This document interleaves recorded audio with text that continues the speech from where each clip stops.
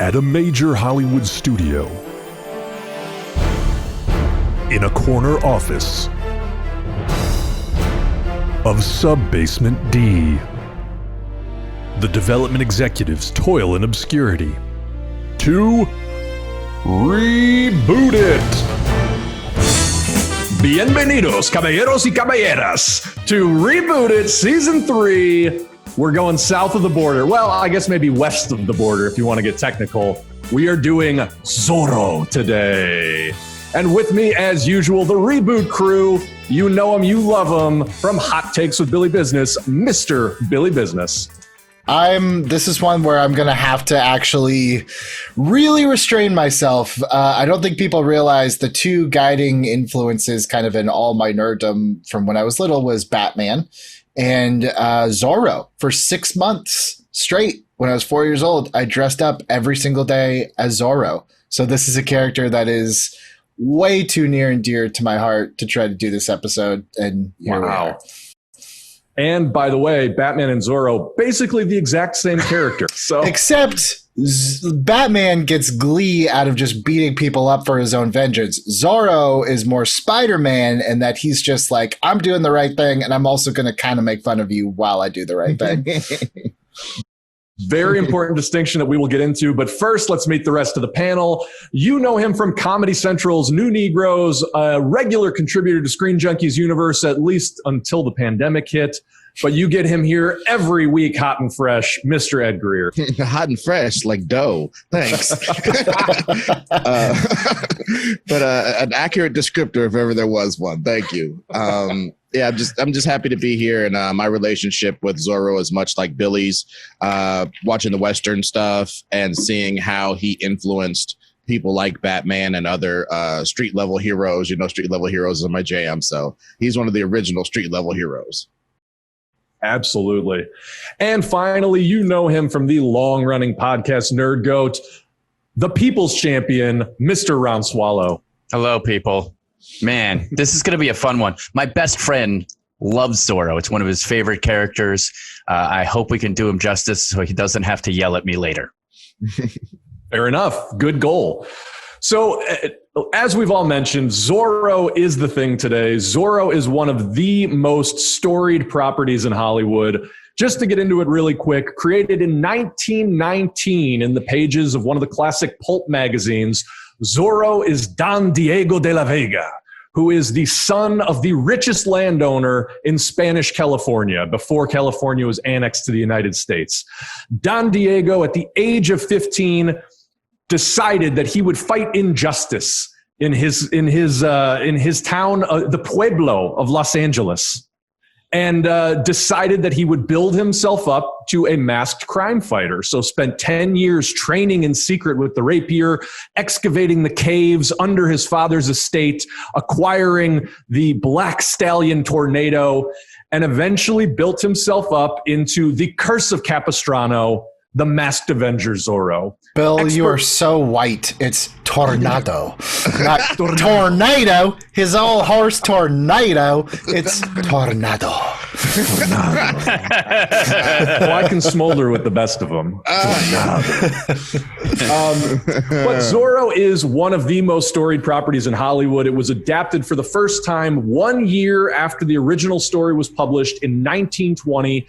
Actually, an interesting piece of Hollywood history. United Artists, which was the first studio founded by actors and actresses and exists to this day in some form, the very first picture they ever developed was Zorro.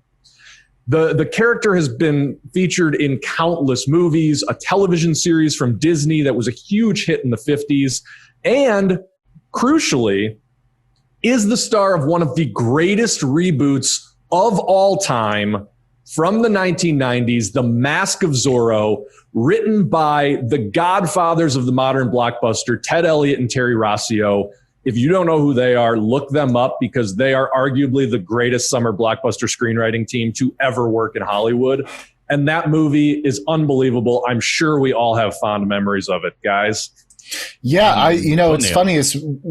Ed and I were talking watching Mask of Zorro again, I was like, man, this is almost exactly what I would have pitched if this never existed, which is sunsetting an old Zorro and starting a new adventure. But there's one thing that you glossed over, Bill, and it directly relates to my fandom of Zorro, which was in the 90s, back when, before ABC Family, it was the Family Channel, and there was a Zorro television series that lasted for 4 seasons. And it had guest stars that are now famous. It had Daniel Craig, one of his first appearances. But I think that show in particular, they added some things to the canon that later on, when we start getting into our pitches, I definitely want to bring up, because I think that they had some good ideas, some good moments, some good attributes to put onto the characters that I think maybe a lot of people slept on that we can use to our advantage later. Very interesting. I am not super familiar with that series, but we will definitely get into it. I think the last thing to say in the big roundup of who Zorro is, Billy, you alluded to it at the opening. Zorro is very much an anti-corruption figure. He does what he does in a very Robin Hood style, because the Spanish rulers of California, of the New World, were so oppressive and unfair to the impoverished people who lived there. Zorro decided he needed to bring the fight back to those corrupt elites. And so from the very first story up to all the modern incarnations, that has been his jam, is taking down the corrupt and the powerful. So here we are, rebooting Zorro. Guys, what do you think an audience brings to a brand new version of Zorro in 2020? That's so interesting, because do they even know Zorro? I know that sounds terrible to say with people like ourselves who, are steeped within the pop culture zeitgeist, as people who are smarter than me like to say. And I have a feeling that one of the lucky things is I don't think you're going to get a lot of people who really do know Zorro that well. Especially if our audience is your 20-somethings. There'll be some 40-somethings who know the Zorro from Antonio Banderas, but other than that, I don't think there's a ton. And I think that leaves us an opportunity to really, make it shine, and bring out the coolness of being against oppressive cultures. Billy, Ed, do you guys agree with Ron, or is an audience bringing ignorance into this? I think I don't know if I'd go so far as to say ignorance, but I do think that this is a character where, as I kind of was alluding to earlier, like, I think there is a lot of room for us to kind of mold this interpretation and mold the narrative, because one thing that Zorro hasn't really had in a major mainstream way outside of that TV show, which from the looks on the three of your faces, you guys didn't watch or maybe even know about, is that Zorro doesn't have that definitive origin story. In the reboot, we got the origin story of a new character, but every origin story that you see or even just read where it's like, yeah, he just decided to fight crime. It's like, wait a second. The richest person who could benefit the most from corruption happening in the government just decided one day, like, no, I'm going to reject my entire being.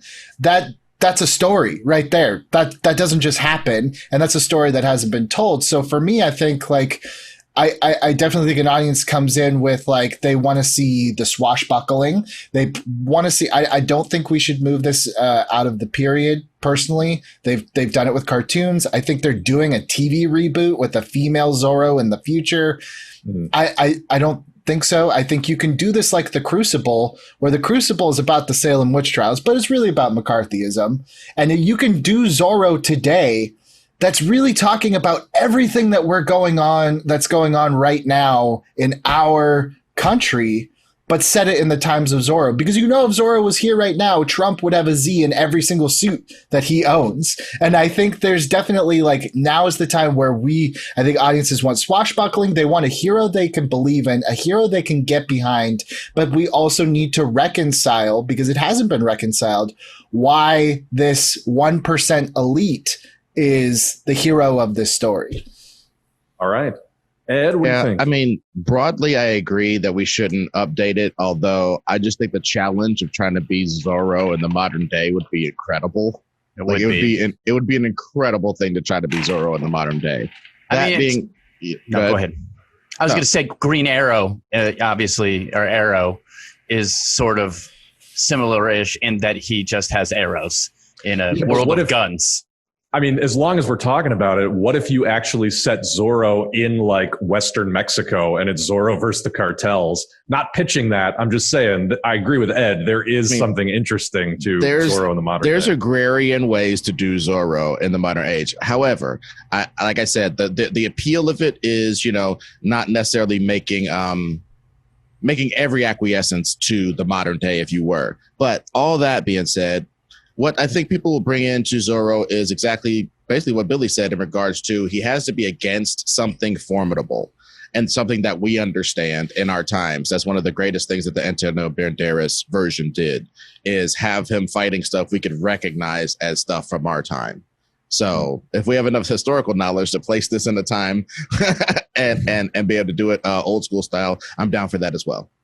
But to just kind of like yes and you, I think that's the great thing about Zorro in particular is that, whatever year this is set in or whatever it is, it's like the very basic story of a person of power who is corrupted, and there is a group of people who are being oppressed, and someone not only has the balls to stand up and be like, this is wrong, but to openly mock that said government. Like, that's something that Batman doesn't do. Batman doesn't mock the system because he kind of is part of it. They bring this up very quickly in Dark Knight Rises, where it's like, Bruce, you could kind of end this if you just gave some money to the right places. But it's like, that's the kind of thing where I do feel like setting it in the modern day, it's like, sure, you could do all that, but I almost feel like it's the allegory is even greater by keeping it where it is in that time period and really figuring out, why did this rich person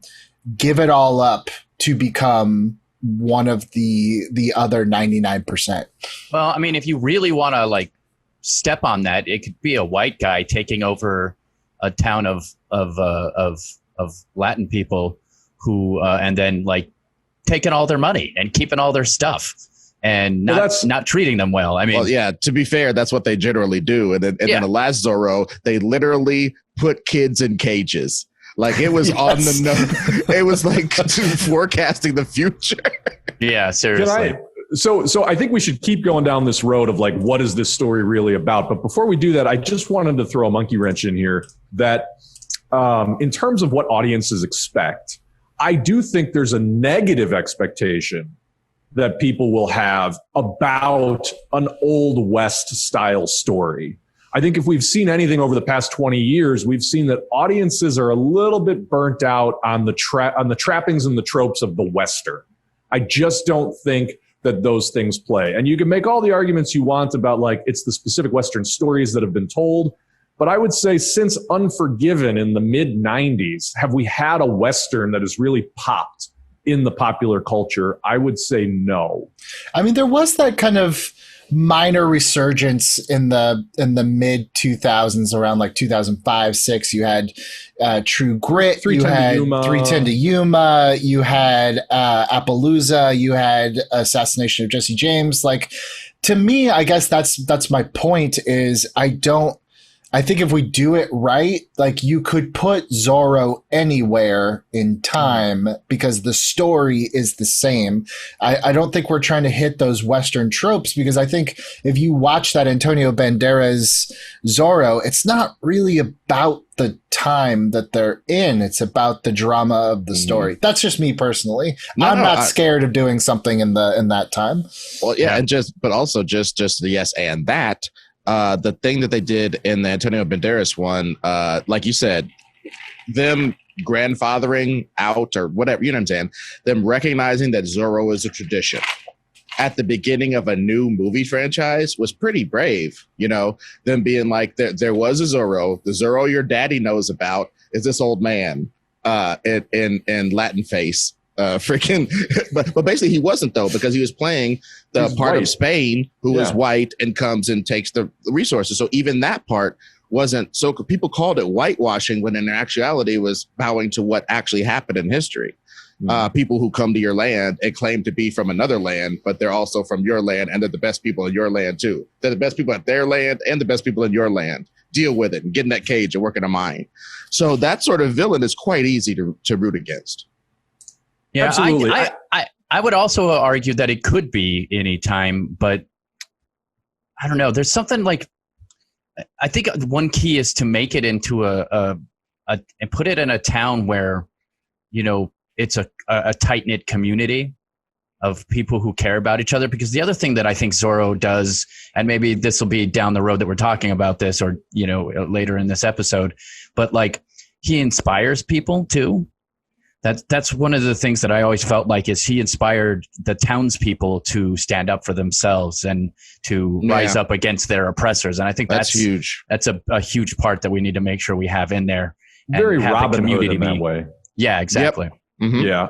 The only reason I bring up the whole thing about the Western tropes is I think to Billy's point about like that small resurgence, the one thing that those movies all did was try to recontextualize what you expect out of a Western.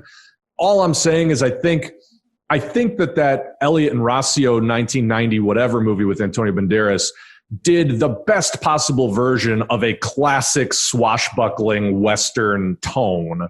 And for me, I would like to see us move away from that because I just don't know if that's going to connect with an audience in the modern day.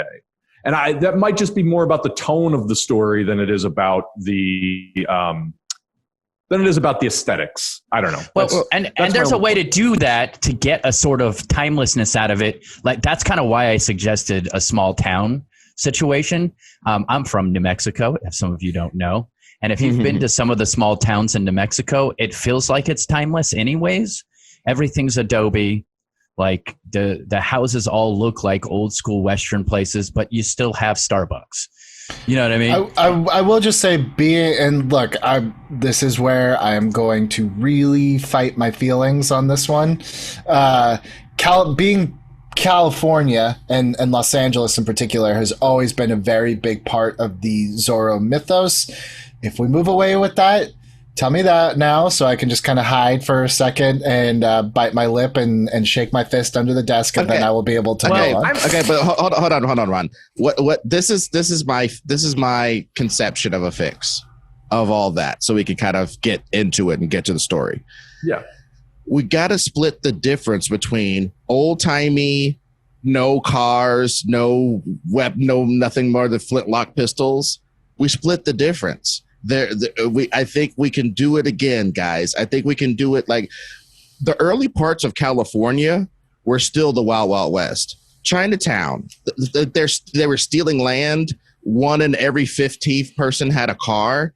You make it in some sort of area of California where there's something major happening and there's sort of an agrarian thing, and like, you know, modern stuff is rare. Put it in 1901. I got to stop you, Ed, because I feel like I'm actually with Billy that this should not be updated in time. I was more so talking about like the way the story is told and sort of fitting into what everybody considers a Western. Ed and Ron, are you guys specifically thinking that it should not be in the 1830s or 40s?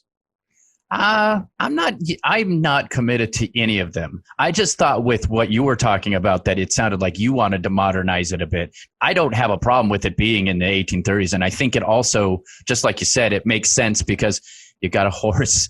Yeah, I mean, you got a reason for him to ride a horse. You got a reason for him. Otherwise, we got to update it to his riding a Harley. And, that's what they did. There's a cartoon that's like Generation Z, and Tornado is actually his motorcycle. And I'm just like, I think part of too, like the reason why I will kind of die on this hill a little bit is that the reason also that I'm such like a fan of Zorro is that, you know, Batman, yes, he's a guy, but look at how many gadgets he has. Look at the suit that he comes out in, especially in those movies that are just rubber and just like he can stop a bullet, literally. Zorro has on a black polo shirt and a cape. Like, not only is he doing all of this, he's doing this with almost zero protection, which I think is just so cool that Zorro's just like, I'm literally just a guy. I am just like you. I'm literally just putting on a mask so you don't know who I am, but I am just like you. And I feel like he doesn't intimidate like Batman. He doesn't have powers like Spider-Man. He is truly the only hero that I can think of as like, this is just a guy standing up for what he thinks is right. And I really don't want to lose that, because I feel like the minute you modernize, just like you said, Ron, you almost have to start inventing reasons why he would downscale everything he's doing. Yeah, exactly. All right. Well, okay. You convinced me, but I just got to say I had some killer scenes of him riding a motorcycle and feeding it apples that we're not going to be able to use now. That's all I'm saying. So fine, forget it. And I had him with night vision goggles on. So, this is a true bummer, but I'm glad to put him back on the horse with the mask. Let's do this. So let's continue down this road of, we've really touched on it a lot already, but the idea of what is the Zorro story about in a large scale sense. And I think this whole idea of taking the fight back to the powerful elites in a time where corruption is rampant is a huge one. I would also just say, I think the Zorro story is sort of about how, to me, there's always been an element of like the dirty secrets of America's past. There's always been a little bit of this, this is not I think Zorro is almost intentionally not cowboys and Indians. Like it's a totally different picture of the Old West and the settlement of the West. And I think that that's really important. And I think leaning into that, right, leaning into the untold history of the United States of it all, could be a really powerful thing for this movie. One thing that I thought about, and I promise as soon as I get this thought out, I will stop bogarting this episode. But one thing that I really thought about was, the origin and like he does come from a very wealthy family, and then he decides to do the right thing. And part of me thinks, when I was trying to think like, how do you tell a very interesting story with a character that arcs? The thing that does bug me about his origin as written is that it is very just like, and then one day he just decided to be a hero. Like he's always very pious for the sake of just the story. But it's like, what if you almost took the Iron Man approach where his dad is kind of a rich jerk, and he is definitely a rich jerk, and he comes back from, his very rich schooling, and maybe not right away he's like, oh, this is terrible, we have to do something, because he would be, in line to benefit from all of these kind of things that are happening to the other people. Like, I wonder if you take that Iron Man approach of like, part of the story is him learning about his privilege and then doing something about it. Yeah, and I could see that. And on top of that, it could be that his one solid quality is the same solid quality that Tony Stark had, which is he talks to everybody. He doesn't care if you're a soldier. He doesn't care, what your status is. He's willing to be friends with everybody. So like that could be his one like positive aspect to his character, and the rest of him is kind of spoiled. And he becomes friends with someone who shows him what's actually happening when he's out of his bubble, perhaps. And also, one thing, just a yes and this whole thing. I got to say, I agree with Billy. It's one of the things, the only pre-thoughts I've had about this story, so that maybe you don't wander in the woods so long. Is why does he fight crime? And I even went so far as to think of maybe even like, instead of his dad just being a rich jerk, his dad is part of the ravaging of the town and of this country.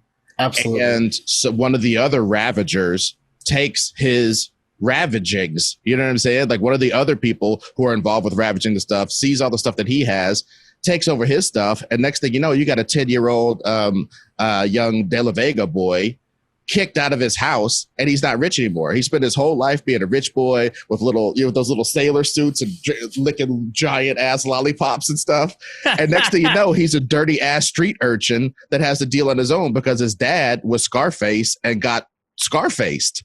And now that person owns all of his dad's resources, including the big castle and everything. And you got a 10-year-old, 12-year-old De La Vega who's just like, I'm a street urchin now with no skills. What am I going to do? And when he comes back hard, You know what I'm saying? He knows the way into the people who took his dad's estate or whatever. Or, you know, I love the fact that his Batcave isn't in this conception of it. His Batcave would be something he steals back. Like his Batcave is his birthright that he gets to go into. You know what I mean? Rather than something everybody knows about or something that was part of his family lineage or something. It's almost like if you took Wayne Manor and he came back 10 years later and set up shop in the basement to whoop your ass. I think there's something interesting about that. But go ahead. Wait, so you're saying that he would almost take like the Batcave while the person that took his house is still living above it? I think that would be interesting. That's pretty baller, dude. That's pretty hardcore. Yeah. Your base of operations is so close, they'll never deduce that it is. And when you're ready and when you have the people on your side, you come up through the basement and whoop some ass like Bane. Can I point out one thing that we're doing here, which I don't know if it's good or bad, but it's interesting, is immediately, Ed, with what you're saying, we're almost getting rid of the secret identity aspect of this entirely. Because if he loses all of his birthright and privilege and just becomes a street urchin, then the Don Diego de la Vega identity is kind of worthless to him.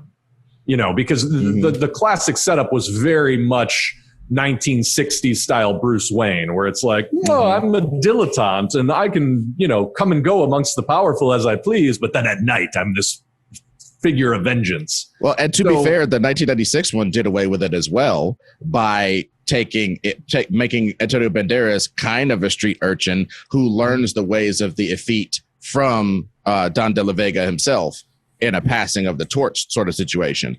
So we would just have to figure out how to get him back into high society, or if that's the way we're going to go. I just want to leave that open, not to dictate all that, but like I don't know how many more he sips Chianti across from the villain and they do a little James Bondian, you know, I don't know how much of that I enjoy, nor do I know how much I enjoy and I'm not saying just to satisfy me. I'm just saying like, there's a lot of scenes. The Antonio Banderas one to me did some of the best scenes of I'm above my depth. I don't know all these people. I don't know all this stuff.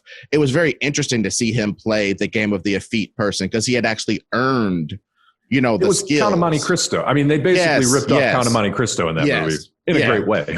Yes, absolutely. Yeah.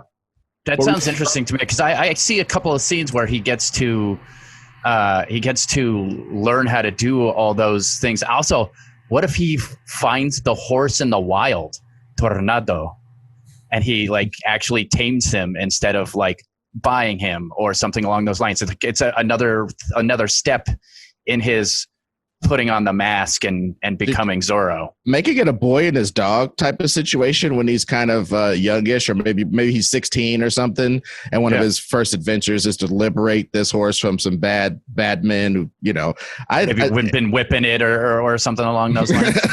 Can I offer a devil's advocate for keeping the Don de la Vega? Not advocating, just of course. One thing I think could be potentially interesting is, you know, imagine Zorro now is on the scene and the rich elite kind of hate Zorro. There's a manhunt for Zorro.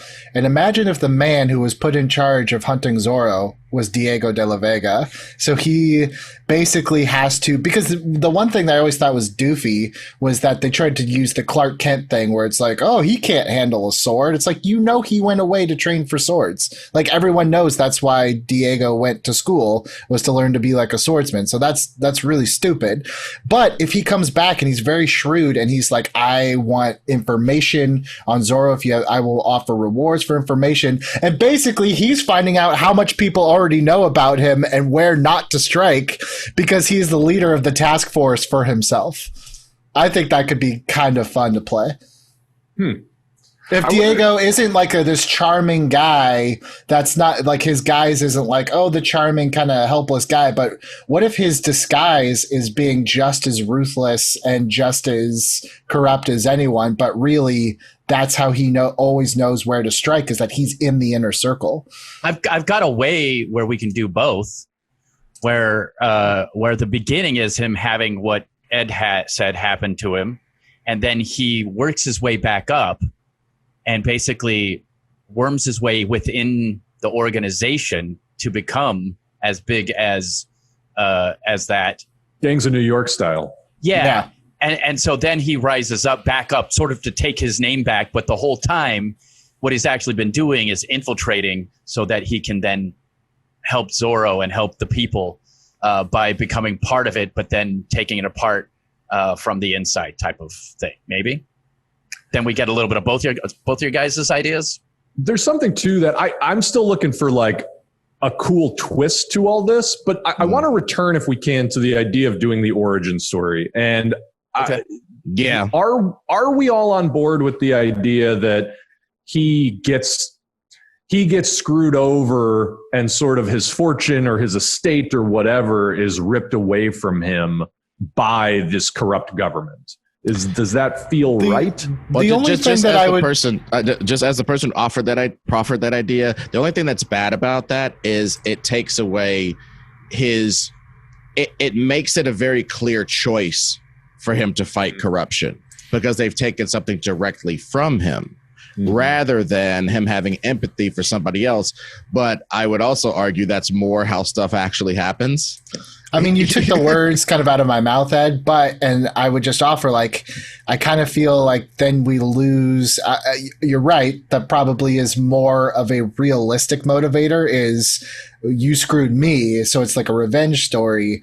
But then I kind of feel like what I feel like Zorro is just as a concept is a little lost, because I feel like that's not what Zorro is. The OG social justice warrior, and that's I'm gonna get you, sucker. That's not. This isn't right for anybody, to me. But again, that could also be part of the discovery. It could be he starts. It's always about me, and you took mine. I'm going to get yours, and then realizing like there are bigger things than me. So I'm not poo-pooing the idea at all. I don't want it to get lost. That I think that's what Zorro means, is justice for everyone, not just for himself. I really like that as an arc where he's sort of doing it to stick it to the other people who've taken his fortune, or and he's working his way back up or whatever. But during the process, he sees how much suffering other people are going through with these people in charge, and has to and can't help but become a better person from it, perhaps something along those lines. Because if he just starts out, that's one of those things that I don't know, if there's zero flaws in your character, I think your character is kind of flat. And also to the point I think Bill was right about to make, the thing I think is interesting is obviously if he ends up going for his own goals, that's very much like the 1996 Banderas. And in the 1996, all Antonio Banderas' character wanted to do was kill the person who had killed his brother. That's it. That's all. He wasn't trying to become Zorro. He wasn't trying to save the city. He was trying to kill this one guy, and he went to the person who he thought could trade him up to do it. That was it. And over the course of time, he started to realize that part of his overall goal of killing that guy would have to coincide with helping a whole bunch more people. And I would offer that maybe the solution is to, like, the person who did whatever is bad to him in the beginning, maybe it's not to take his fortune, but whatever. What if he killed that guy and it didn't change anything because he didn't change the overall problem? Or you know what I mean? Like, I mean, that's just like, honestly, this episode is turning into like how we're praising that movie, and it's a great movie. The problem with that movie was Zorro is the second lead of the movie, and it's really not Zorro's story at all. Like, the main conflict actually doesn't really involve Zorro at all. This is like an old, love triangle settled with not Zorro. So I think we have a chance to tell a similar story with similar stakes, but actually put the emphasis on Zorro this time. And I do like this idea of, I really like that idea of like, and that's actually, I love it when movies subvert, where it's just like, what if he gets exactly what he wants? And you look at your watch, you're like, wait, we're only 25 minutes into this movie. Like, what is happening here? I love movies like that, where it's just like they subvert my expectations. So that could be fun to realize, like, I got all my stuff, but I don't feel fulfilled and I don't feel right. And now I see how everyone's suffering. So it's like, yeah, I think that could be a potential marriage of some of these ideas. Guys, do you hear that beeping? Oh, jeez, Lewis. No. I hear nothing. Gentlemen, hello. It's so great to see your smiling faces. We're doing a movie that has really never been done well before, you know? Nobody's really taken a crack at this one. And so I'm happy that I get to put the Peters magic all over this franchise. Oh, that sounds really, really pornographic. Maybe it is. Who's to say? So, gentlemen, I think you know where I'm coming from on this. We already had one crack at the bat with my absolute masterpiece, Wild Wild West. And the real problem is the audience did not appreciate my genius. And so what I need you to do in this movie is give me a giant mechanical spider, an overall steampunk technology above and beyond its time, involving things like magnetic collars and robots built in the 1800s. Because audiences love it, they just don't know they love it. So we gotta keep cramming it down their throats like we're fattening up a goose to make foie gras, which, by the way, my third favorite thing to eat on my yacht. So, give me robots, give me giant mechanical animals, specifically a spider, and, you know, have fun with it. It's for kids. This was exactly what I was trying to avoid when Ed was talking about, what if we had just a little bit? I was like, no steampunk, no robots, no machines, nothing. And here we are. I wanted an Ed soul, not a freaking robot. Look, the only way to do this is to have like a Doc Brown type guy. Time travel, Ron? Things. You want time travel in the Zorro? No. No, I hear like you. Some guy who like tinkers with things. I think we can work on making it a giant spider by actually just filming it like it's a giant spider, but it's actually just a fake town. What? With like a little, I'm not following. It's like a miniature with like a big spider. We go into this guy's lab. I see what you're saying. Robots. Yeah.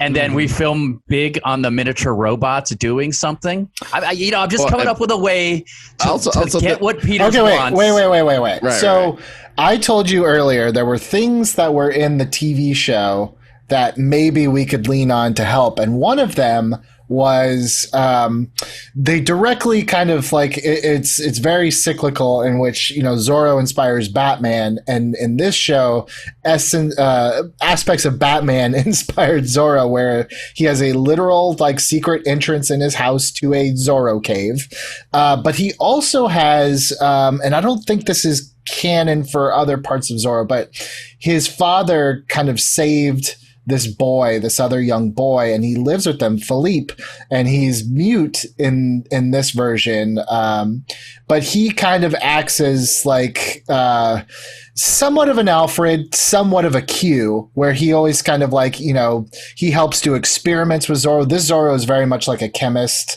and does like science experiments. So like, I do wonder, Ron, if your idea could kind of be like, look, I don't want Zorro to have, you know, a freaking bulletproof, you know, vest or anything like that, but he could have a grappling hook, I don't know, something like some sort of invention, and that's where, you know, we use this like this Q-esque character, and so some of these robots and machinations are just in his thing, but it's like, no, we're not ready for that. Or this is, we can even poke fun at it, like that doesn't work yet. A giant spider vehicle for you to walk around. Like, Philippe, that's ridiculous. You know what I mean? You know, I was also thinking that, like, I know that a big plot point in that Antonio Banderas movie was like the mining that they were doing, but if there's something in this movie about mining, you could also have some kind of giant steam-powered contraption with just a bunch of claw arms that is really for excavating, that, you know, a villain can weaponize by just jumping in the cockpit and using it in a certain way. So it's not quite a giant walking mechanical spider, but it has the same aesthetic of that. Yeah, well, my solution to how we would do that and not put it in the movie, because I think it would ruin it, is have it. I think Don De La Vega is a brilliant futurist, and I think all across his cave are ideas for future things that he can build. He's almost like Leonardo da Vinci, right? He had flying machines. Once the technology hits, he had all of these things that he had designed, and they're all in his cave situation. So he's got a spider machine, robot, armor. He's got question marks, armor. That, you know what I'm saying? That sort of thing. Can I flip that, Ed? Like, why not give that to the villain? The only reason I say that is because I agree with something Billy said earlier. I've always liked the average guy aspect of Zorro, right? Like, this is not a dude like Batman with all the craziest technology shoved in his cave. Like, he literally has a sword and a horse. And if you put him up against villains that have some sort of advanced, it's almost like, how can you turn the Spanish into the Nazis, where it's like they have mad scientists creating crazy bullshit. There are quite a few people that if you asked if the Spanish were like Nazis, they would answer yes. There's quite a few people. But yeah, I could totally see that. I'm just saying, I just definitely want to keep us out of the Wild Wild West because, that could ruin. I'm talking, the Wild Wild West in regards to. You think that was? I personally think that's a great solution. And I really love putting in the villains because it's like I don't know if we want to do mining necessarily, just because that is like in my mind so tied. But it's like if whatever the scheme of the alcalde or the governor essentially is, I like the idea that it's to invest in these future technologies that don't exist yet, Yeah, that's interesting. Let's run full speed at who the villain is here. And Billy, just piggybacking on what you said, there is an interesting argument to be made that if you're the government and you're collecting all these oppressive taxes and hoarding this wealth, and then you're not putting it back into the people's economy, it's like you're giving it to companies or individuals who are promising you, they're going to deliver the future. It's almost like it's almost like what the railroads were doing, where like that's one of the ways that John Rockefeller got so rich is he was taking government contracts to build the railroads, and like they paid him so much money to just build this public utility. What's the more corrupt version of that, where it's like, could the Mexican authorities just be, it's almost like we're going to bulldoze this town so we can build your city of the future or whatever it might be. You know what I mean? I love that. Like the city of the future and like this technology upgrade of everything. But really it's just like, all these, their technology is just more oppressive control over these people. And it's a crushing of their culture on top of that. Like if we add an aspect of these guys have a rich culture within their city, their Los Angeles of that time or whatever, then you're also, getting rid of a culture on top of, people's homes. Well, and like I said, I love the Chinatown aspect, as recently as when we were driving cars and sleuthing and having affairs with, ladies and stuff in that time of, radio. In the time of radio, we were fighting and killing each other over water. You know what I mean? That this fight, this oppressive, take your stuff, use it for the public utility. A few rich guys get rich off of public utilities. That's a tale as old as time or as modern as anything. So yeah, I love that, Bill. I love all that. Could there be an aspect even? I don't know why this just popped into my head, but like it's like you're creating a conspiracy theory. Like they faked the gold rush. Like, you know what I mean? Like the authorities created the whole story of like these rich gold fields just for the excuse of moving all these white people into town to fund their project to just bulldoze the local culture and create their city of the future around gold fortune. You are on fire, Bill. You're on fire. I love it. One and like to piggyback off that, and I know this kind of flies in the face a little bit of what we talked about at the origin, but there's something that's just been sticking with me that I can't shake, which is I would love it if the governor, or they call it the alcalde in the show, and I think that might just be like Spanish for governor, but I would love it if it's his dad. Like, what better way to fight your privilege than his dad being the one that's like, I did this for us. I did this for you. This is our legacy. And for him to finally be like, this is not the legacy that I want, and have to fight his dad. I just kind of love that. Like, it's the one huge, bold swing that they took in that very first Mission Impossible movie, which is to take the known good guy and make him the villain. And I kind of think, like, if he comes back and sees what his father has done and realizes like he's next in line to inherit all of this, it just makes his turn to be Zorro even stronger, in my opinion. Well, just to piggyback off that, it becomes his fault. Like, I kind of like that. See, that is getting me back into him being a little rich boy, because it's, like I said, I just balk at that because it's so much of what's so wrong, quote unquote, with Batman. And you know me, I balk at the thing of Gotham City has way more problems than money. Money can't solve Gotham's problems. Money can solve the problems on this Pueblo. You know what I'm saying? Money can solve these problems. So the allocation of it and the responsibility of it is far greater than actually a Batman or any of these modern characters. So I get that. And it's his, it's very much like privilege. I'm not going to be preachy. It's very much like privilege in real life, though. It's up to you to realize you got it, and realize it's up to you to spread it around if you want to. And if you don't want to, that's a conscious choice that you're actually making. I mean, I just think dramatizing that.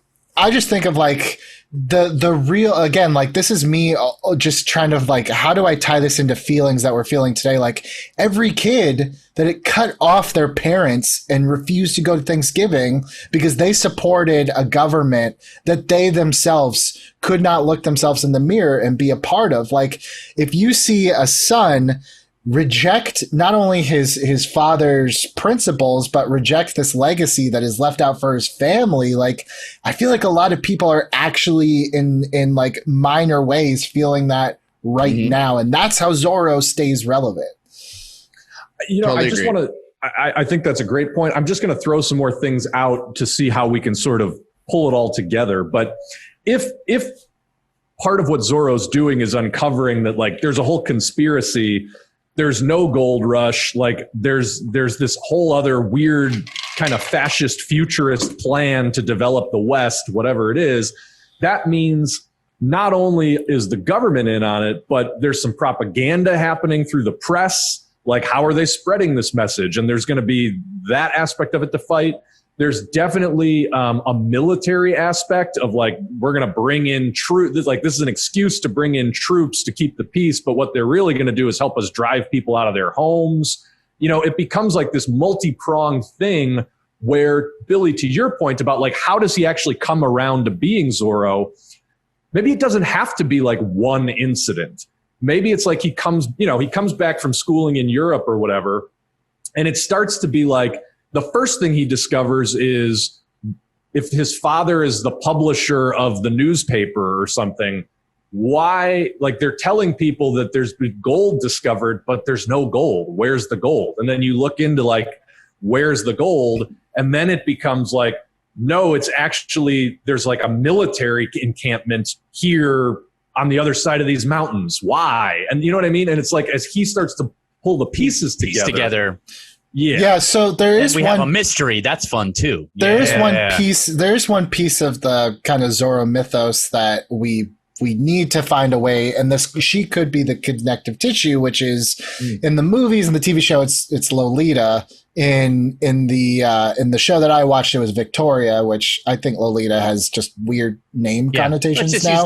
I like Victoria a lot better. Yeah, but you know, I wonder if it's two Batman Begins, but if you know, like they are childhood friends or something, he goes off and comes back and she is one of the oppressed and she's like, you don't know what it's been like here. And she's kind of like I don't want to use her just as exposition, but I do wonder if like somehow she can be part of his reawakening. Again, can we make her I'm trying not to be Batman Begins, but it's something. Dude, Bill, what you said. Can we make her Catwoman? Can we make her a proto Masked Avenger in and of herself that like he could take some inspiration from even? I don't say hold your horses on that, but I do say her being a Mother Blanket outlaw would be quite enough.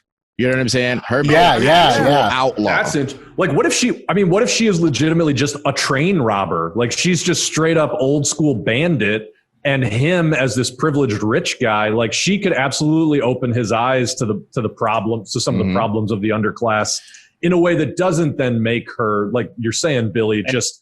My life has been so terrible. Help me, Antonio or Dande. Right. Yep. I love that. Yeah, she took agency, and he's just like, I can't believe how wrong you went. And she's like, I can't believe how wrong everything went, and you don't see it.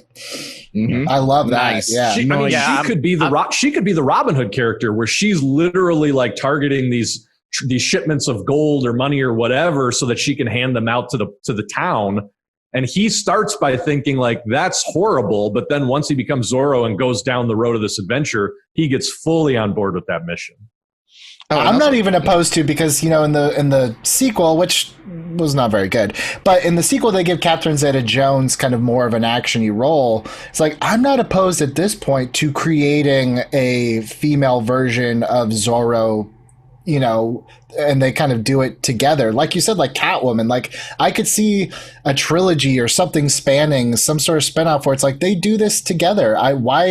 Why would he do this alone? I think, you almost, if this was a trilogy at the very end, I would take the Dark Knight Returns and just be like, have it be the Sons of Zorro. And there's a Zorro everywhere, and it's a movement. But I like the idea of like, she's not just, someone waiting for the problems. This is someone that did what she thought she had to do to get by, because things are so unlawful that she had to break the law just to live, Right. And it also, I was just going to say, Rod, it also goes to show like how does the paper depict her heroic actions? How? Totally. Yes. Totally. I mean, that's great, because I mentioned this earlier, I grew up in New Mexico, and a couple of my friends ended up in gangs because their lives were so crappy. They didn't have a lot of choice. And I'm not saying that what they did was good or bad per se. I'm just saying that when you're put in tough situations like such as that, and then you've got to go out and get money somehow, you go and get money somehow. And I don't have a problem with her doing that, but then adding in the part where she helps the rest of her, her community, makes it that much better. Also, one last thing on why this is all happening. We keep saying that there's no gold, there's no gold, there's no gold.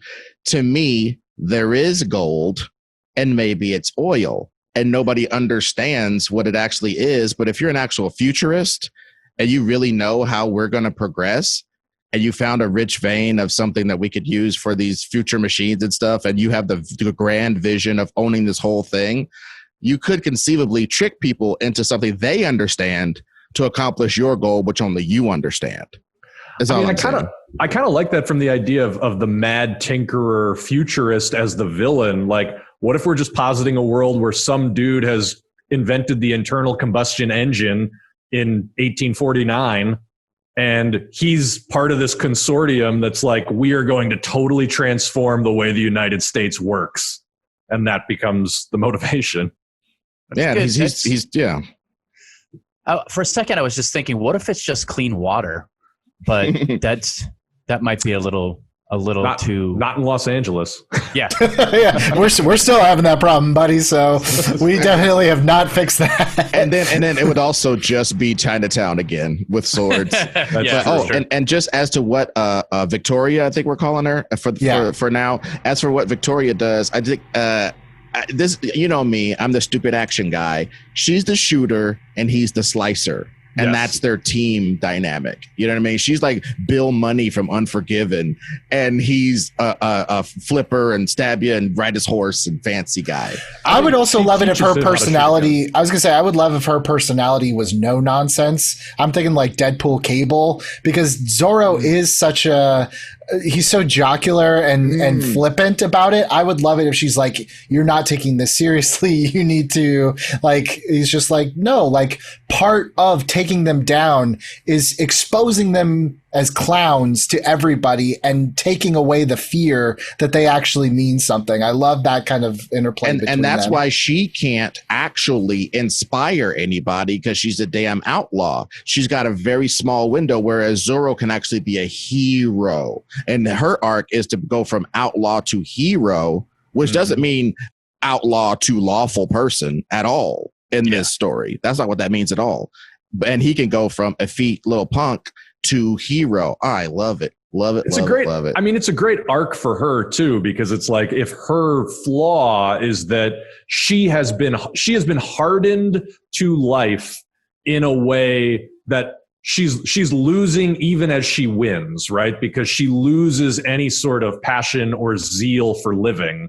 He's the one who has to bring her back from that brink. I think that's great. And she doesn't live for herself anymore. Or I don't know, maybe she does live for herself too much. I don't know. Either way, however maladaptive things that she's done to compartmentalize in her head. There's no room for love, Dr. Jones. There's no room for anything but getting this money, trying to get this money to my people, trying to get enough money for my movement to kill these bad guys. It's a very simple thing for her, whereas De La Vega complicates it with this hero crap. Yeah, I love it. Well, let's start casting this thing now that we've kind of got our pieces on the board. I think obviously we need intense, incredible chemistry between Zorro and Victoria.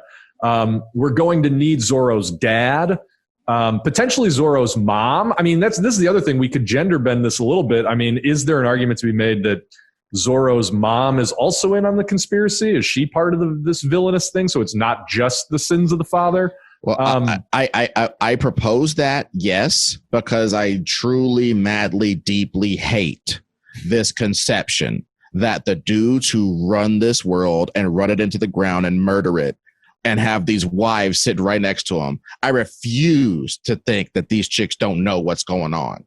I refuse. And it's always in these movies. They got this doting, happy wife. It's like, you're a drug dealer. I never knew. Where's all the mixed holes coming from when you know he don't never go to work? What are we talking about here? You know where these spoils come from, and you choose not to take responsibility for your part in it. And you choose not to, recognize that you're getting the spoils of war. So I love that. So, yeah, I think it'd be great to cast both Mr. and Mrs. or Don and Doña de la Vega. And then we need whoever this sort of mad futurist inventor is, or maybe one or two of those people, and anybody else that comes up as we do it. But let's start there. Zorro, Victoria, Mr. and Mrs. de la Vega, the mad scientist, and maybe the Billy, you keep using a word that I don't recognize from Spanish, but whoever the governor is. The alcalde is yeah, that's at least in that show, it was the alcalde was the bad guy. And they also, and I don't know if this is just something that we want to drop, maybe, but he always had kind of his simpleton kind of right-hand man, which was like the SME to his Captain Hook, which was Officer Mendoza, who I think was in both the Disney series and in this other 90s series as well. It could just be a comic relief character. That would be someone that like a Cheech Marin type of like. Well, we need a role for Luis Guzman in this movie. So I mean, he would be a great Officer Mendoza because he is kind of just like, he's such a simp that he doesn't really even know that he's corrupt. He's just like Zorro. He's the one that is almost always the butt of Zorro's jokes. Quite literally, all of his pants have Z's in them in the 90s show. So I think honestly, Luis Guzman is Mendoza. I don't know if you were joking or not. It's inspired. No, I was not joking because Luis Guzman is a national treasure, and he absolutely fits that role. So, well, I think we cast Zorro's lady first. Okay. Once we get to that section of it, I'm fine with how we're going right now because these are snappy. Do we have a Bernardo or whatever? Because the helper character for Zorro, or is he the Philippe character? Because he's Philippe. I don't know. Did that end up fitting in our pitch? Like, it's not 100% necessary. It may be even like if you did a sequel, maybe it would come up later, but I think a lot of those functions may now be served by Victoria in terms of getting him prepared. I agree. I mean, you could literally make Felipe Victoria's younger brother or something, and he sort of takes on that role in sequels. 100%. I don't know if it's necessary for this story that we're telling. Yeah. So in terms of like age range, I think you definitely want to cast like 30 at the, you know what I mean? Like you want somebody in their 20s, maybe early 30s, but like this needs to be young and sexy. Yeah, I know, because my first choice for Zorro, I think maybe, which is so sad, it's like already aged out. But when I was thinking of like who looks like they could just be an elite, and this has nothing to do with them because I'm sure they're a great person, but I thought of like Diego Luna because I was thinking of Cassian Andor from Rogue One. Literally exactly what I thought, and I don't think he's aged out of that. I mean, he's 34. Oh, I think he could play the older De La Vega and we could get away with it. I think that dude's face has got a lot of hard years on it, but that's just... He just looks like he could be elite. Like if you slicked back his hair, I think he could play the elite. Even though it's so funny, the biggest role he's known for is being probably closer to someone Zorro would save than being Zorro himself. Yeah, I mean, I'm actually thinking... For Victoria, you almost want, so not this, but you almost want somebody like a Selena Gomez. I was just thinking the same thing. I don't think you want to cast her because I don't know that she could actually pull off sort of the tough as nails exterior that we need for that character. But in terms of just the prestige, the word is not coming to me, like how known she is, like how big of a star, and also like somebody who's going to bring in the younger crowd to get the butts and seats regardless of if they love Zorro or not. Because I do think that's the other thing with this. Zorro does not have any cachet with the money demographic. 18 to 24-year-olds aren't going to flock to a Zorro movie because it's a Zorro movie. I just feel like the casting sort of needs to reflect that. Is my girlfriend, don't tell my actual girlfriend, is my girlfriend Ana de Armas to anything for this? Because she's super beautiful, she's bankable, and I'm going to confront this head on. She's a lighter skinned person, and her being part of a deposed elite makes sense. And her being someone who, when you see that almost white face coming out of this so-called street rabble that she's helping, she's emblematic of the fact that like these white Spanish people who ran everything, one of them got pushed all the way down into the gutter, as it were, and is realizing that in the gutter is where the people are, and realizing that she's a person. Like, her privilege got taken away to make her realize she's a person, and she can actually show her mettle and lead these guys, and she's also a beautiful white looking Latina that we could cast in this movie for marketing. I'm just confronting it head on. I think she's in the room. I think she auditions. Can I actually derail us for like 2 hot seconds and be like, is there some weird controversy about how she is like a super white Latina? I just think when I know that when more Aztec featured Latinx actors look at the ones that are famous, they look more like her than the lady that starred in perhaps that black and white movie that was on Roma. That lady from Roma is a beautiful woman that they would never bring into this damn room to audition for this role. So it's just one of those things where I want to take it straight on, and I would love to have people like her in this room with Ana de Armas, because I think it's interesting. So I have a couple suggestions for Victoria. Just popped in my mind, Camila Mendez, who plays Veronica on Riverdale. This could be her big jump up to the big screen. And then for Zorro and Zorro's mom, because they've played mother and son before, and I think it could work. I think you get Jennifer Lopez and Tyler Posey as Zorro. Who's Tyler? Oh, from Teen Wolf. Yes. Interesting. Yeah. I'm taking a look. Just marinate on it. Just sit on it for just a sec. I'm looking at Tyler Posey, and this young man is a Zorro. Yeah. This young man is a Zorro. That's really interesting because that dude, I think, obviously has a certain cash with the MTV crowd from Teen Wolf. Yeah. Has absolutely the right look and presence for the character. That's super interesting. Huh. So it's like, okay, who else is in the room with him then? Because I love that. I love that casting. And gosh, there's this, I don't know, she's maybe a little bit too young, but look at this movie Waves and look at Euphoria on HBO. There's a young Latinx actress in there that is just fantastic. She plays Broken really well. I'm going to look her up while you guys vamp, but like I would love to put her in the room for Victoria as well. She just plays this like young, disaffected, messed up person so great.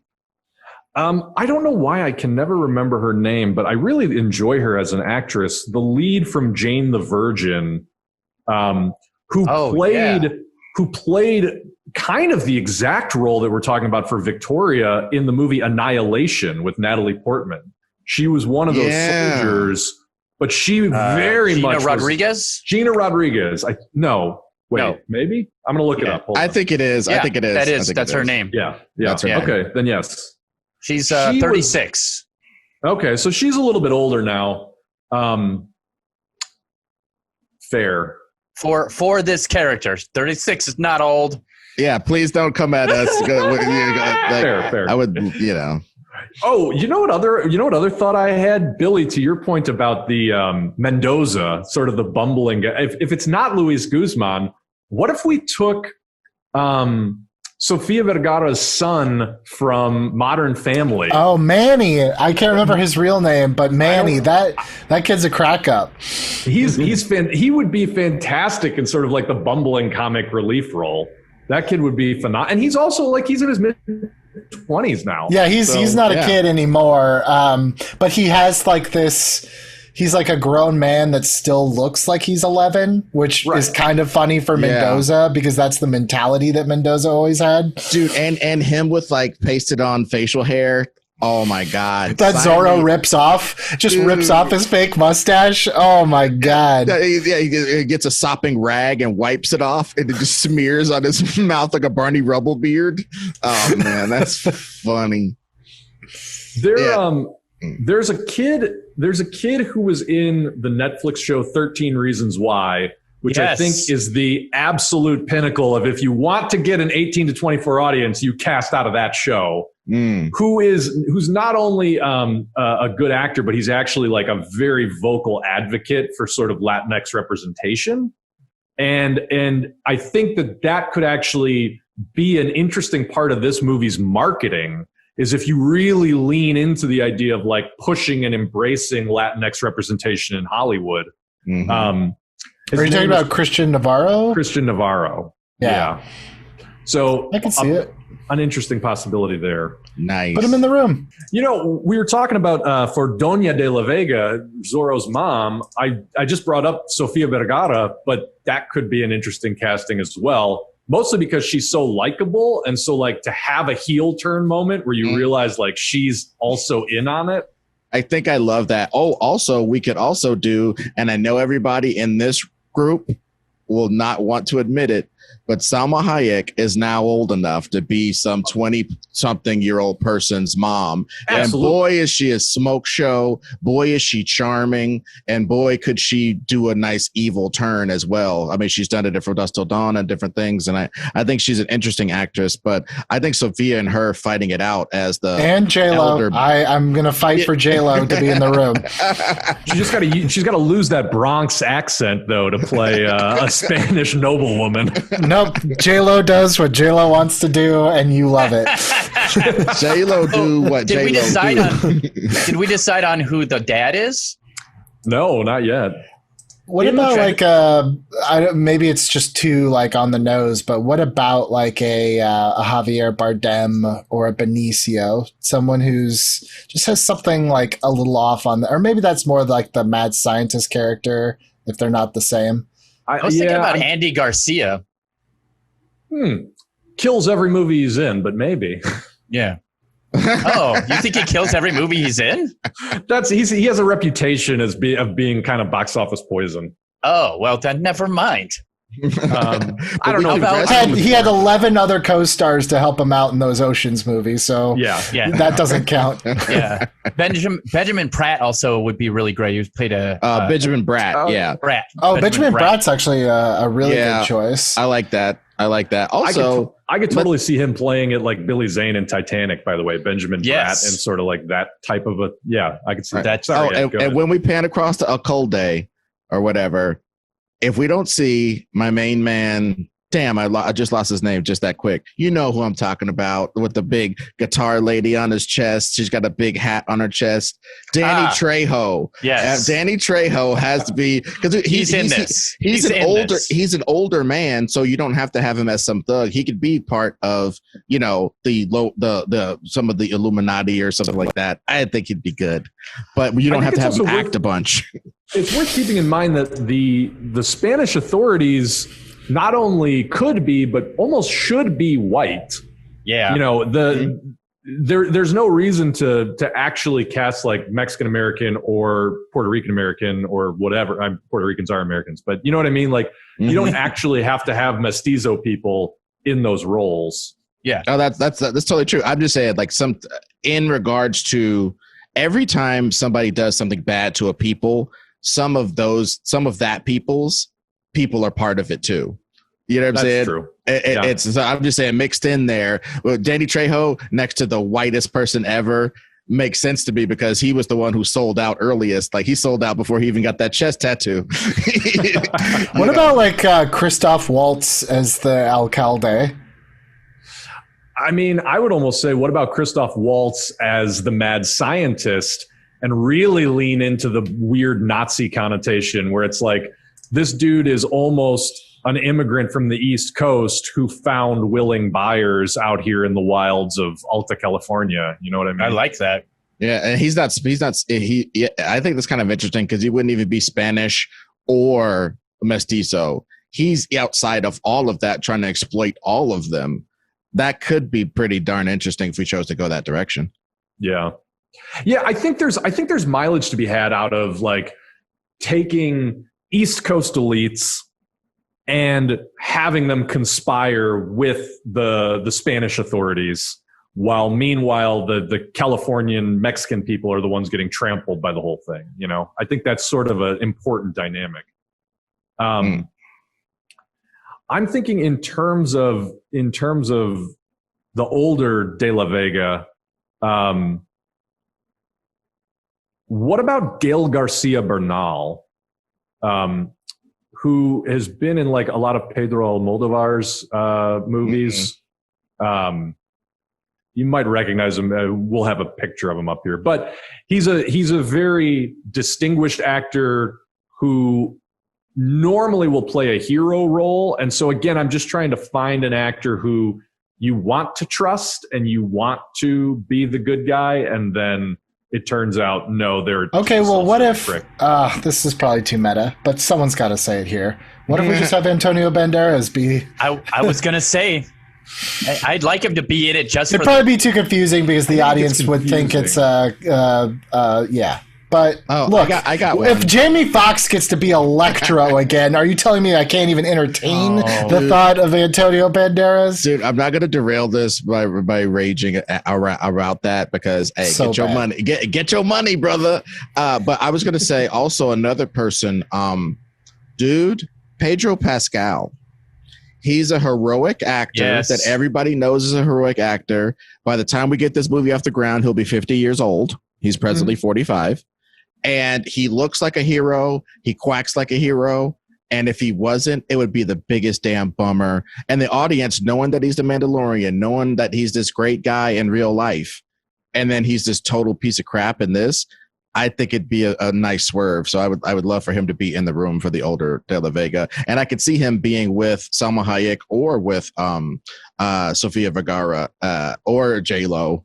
Even though I'm going to nix J Lo, I'm going to flatten J Lo's tires on the way to the audition. No one nixes J Lo as long as no I one want this puts J Lo in a corner. Well, she can't back up into it. Hey, yo.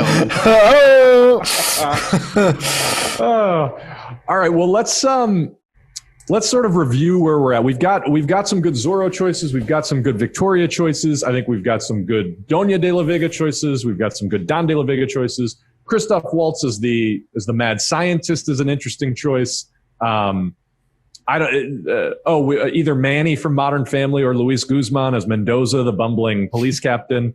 Are we missing anything? Do we need to shove anybody else in there for the moment?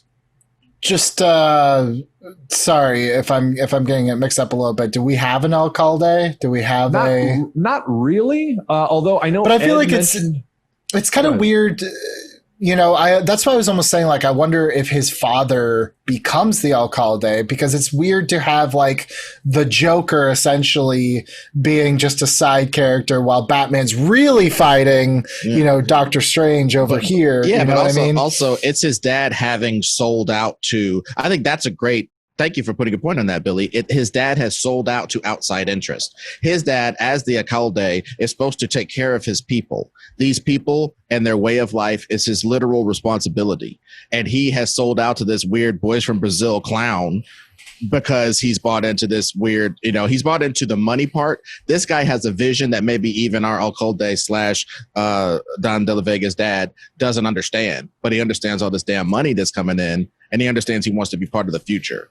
Oh, yeah. Christoph Waltz is our Keith Rainier for all of this. He has somehow just talked him into the ultimate corruption. But I do think, the minute that if there's another authority figure on top of it, then I feel like we lose that kind of emotional connection of, like, he's not only going against the leader of this place, he's going against the leader of his family. So I would have Pedro Pascal. In that case, Pedro Pascal, I really buy as, like, this borderline tyrant who thinks he's doing it for the legacy of his son, you know? Mm-hmm. He thinks he's embracing the future before anybody and setting up a brilliant future for his family for generations to come. If they found dilithium crystals under my house, you know, I would try my damnedest to make sure that me and my people have a stake in that going forward and not get screwed out of our birthright like so many other cultures have. So that gives him real motivation, because he is saying, screw these little bums. I'm trying to make sure we don't become little bums. Yeah. I'm making sure we don't become bums of the future. Why would you want me to stop me from doing that? You know? That's actually the subtitle, Zorro, Space Bums.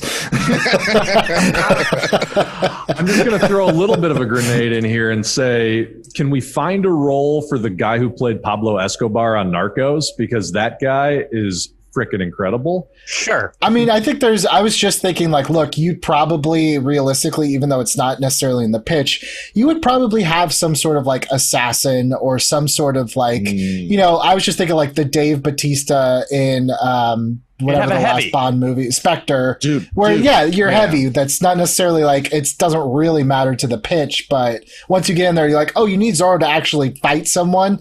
Throw a Batista, throw a Narcos guy, you know? And that guy is dispatched to murder the outlaw. That person is like a bounty hunter type that goes to murder the outlaw and is about to murder her, but then Zorro can stop him, but he's so badass that maybe Zorro loses that first round, you know what I mean? And that's your third act, is he's fighting his father while parallel she's fighting this bounty hunter that's been chasing her throughout the movie. And we get the payoff of Zorro saved her once, but doesn't need to save her again because now she's got this.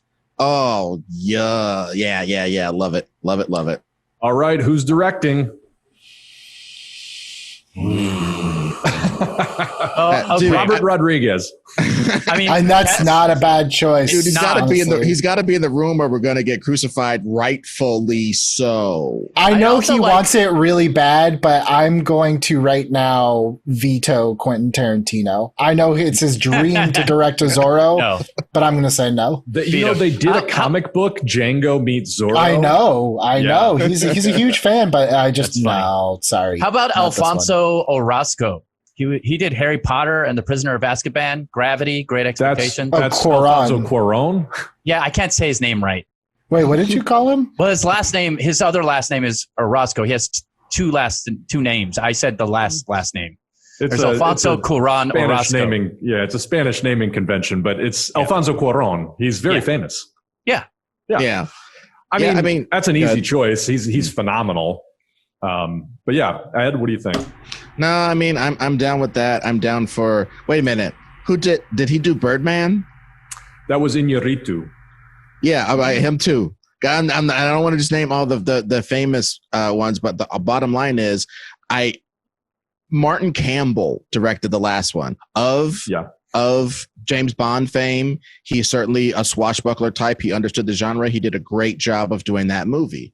But I think us giving the new generation of Latinx directors and having them, I just want all three of these Oscar-winning Latinx directors to turn us down. And then maybe put Del Toro on the list as well. Yeah, put Del Toro on the list too. And Del Toro will be able to give us a list of Spanish television directors or Latinx directors that have done stuff in cable and things like that. In case these guys say no, I think I will say to yes and you, even if he doesn't direct, which I actually don't think he'd be right for it, I would love as a special thanks if all of the futuristic drawings in the Mad Scientist place were hand drawn by Guillermo del Toro in the IMDb trivia, because I think he could come up with some really interesting stuff. That is so excellent. Awesome. Yeah, man. I love that very much. All right. We didn't cast a horse. Oh man, we really messed up. Yeah. Oh no, tornado! We don't have a tornado. I gotta say, he didn't say it like that. I mean, you say it like this: tornado. It's not tornado. Tornado. Tornado. Now this one's a kind of weird one, but what about? I mean, he did Coco, but he's mostly done Pixar stuff.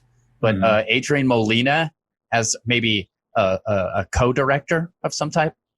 Did he direct Coco? He co-directed it. Yeah, I remember that. Yeah. Look, With his wife, right? Yeah, and I mean, he hasn't done a lot of action, so I don't know if he would work for it. But I mean, he understands heart, though. I haven't cried in public in quite a while, and it's been at least a week. It's been 4 days. But yeah, so I love giving animation directors their first shot at something, and for a fact that the people who did Coco would understand a lot of the cultural mores that, frankly, we are missing. And different things inside the story. So I would love that. That makes sense to me. Yeah. So see, we got a nice director crop. We got a nice crop of actors to embody this. And we just go to Lipizzaner Stallion a convention and cast Tornado after we get everybody. I think you have to cast like 12 of them actually to make probably. Sure. They're like Knight Rider cars, like. but yeah, and then we got to do chemistry tests with the horse and different characters. All right, guys. Well, I'm going to call it, after a very fun conversation, we have achieved Reboot. A brand new Zorro with an interesting and unexpected twist on what his origin would be, which is a story that we've never seen told on screen. A nice little conspiracy mystery to unravel having to do with the California Gold Rush and the establishment of American civilization on the West Coast. And a lot of interesting roles for a lot of interesting Latinx actors. I think we did good work here today. What do you guys think? Billy, especially I was very nervous. There were a couple times where I was gripping onto the desk really tight, and I was like, I'm gonna let this thought go. I'm just gonna let go. But I'm incredibly pleased. I think this is a movie I would love to see, and it's finally giving me what I've always wanted, which was a believable reason for Zorro's existence. And it's a story that I really think we need right now. It directly relates to us, and I feel like our story definitely tells the story of 2020, 100 or so years earlier, and I love that. Mm-hmm. Ed, Ron, you guys happy? I'd like to just apologize for Twilight again. That's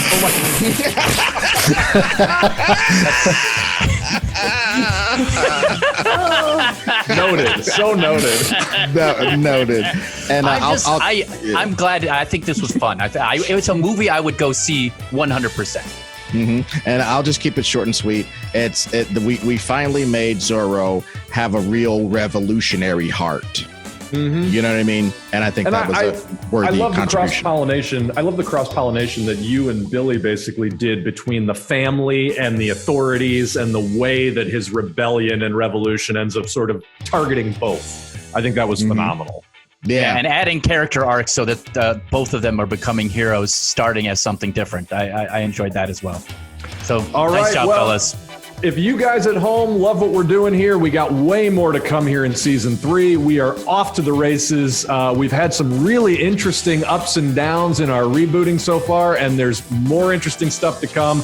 Hit the bell, subscribe, comment. We love to hear your feedback, and keep an eye out. We're here every Saturday. We'll be back next week with another crazy reboot. For Billy Business, Ed Greer, Ron Swallow, I'm producer Bill. We'll catch you guys next time.